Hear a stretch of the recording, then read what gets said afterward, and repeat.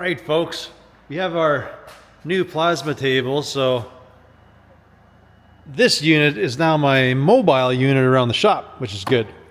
It's been a really good plasma cutter for me. What I am doing is, this is the old cart that my old Hypertherm used to be on, but it did get burnt, so I'm going to repurpose it.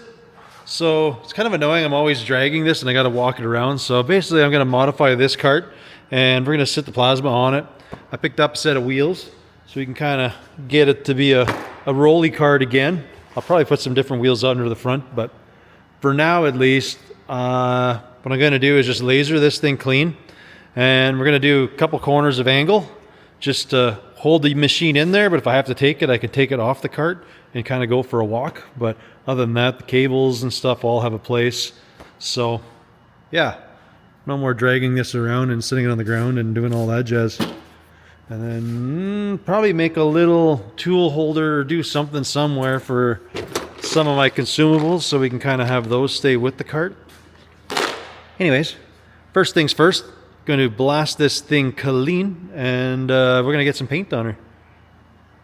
Or, sorry, we're going to weld that little bit and a tray, and then we're going to get some paint on it.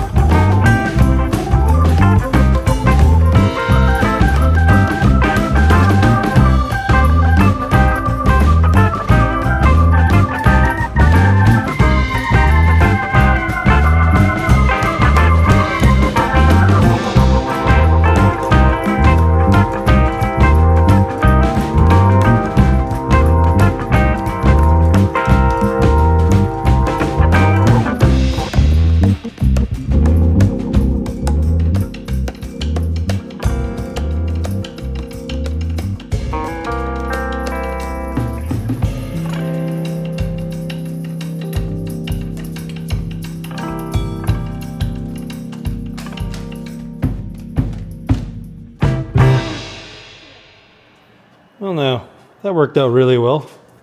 Kind of hit the edge of this one, but it's not going to fall out, so that's all right. Little shelf there. Eventually, I'm going to get a better air dryer yet. This had, well, the original, when I had that Hypertherm, it had a, whatever you call it, big air dryer on there. There is a little air dryer unit inside of this thing, but I want to put like a better filter on it. The tips always last longer if you can do that. Anyways, this was my old plasma cart that I used to wheel around. Now it's back to same business. I used to have a level and a few things on there when I was freehand cutting, but seeing how I have the plasma table, I do so much more with that, and this is just more for hack and slash stuff. So you can see when I was laser blasting it, it's like the mill scale burnt, because that cart was in the fire there. But it's like the mill scale pops off. You got to keep walking, like hand brushing it off. It gets the rust, but it's flaking all the mill scale off. Anyways, cool. So we'll do a little bit of cleanup, let the shop air out a little bit. And I think we'll call that as a good little project done. Been always meaning to do that since I got the new plasma table, because I never had anywhere to put that cart, or that HTP, their plasma cutter. That's what I was looking for.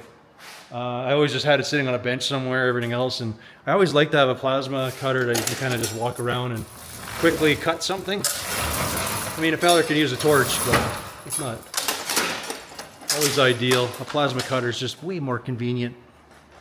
Anyways, I think that's a wrap. So we'll catch you guys later. Oh, actually, hold on.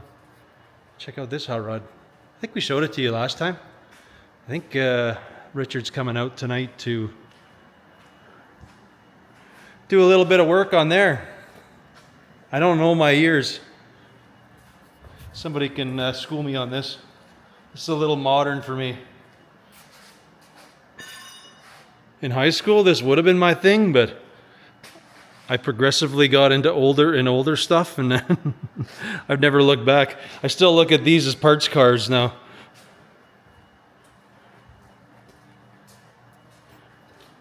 Got the snazzy dazzy swivel buckets. Check them out. Like, how does they go? Push down? There you go. Aw. I think you should reupholster them. Those are pretty cool. For this kind of era of car, that's pretty cool.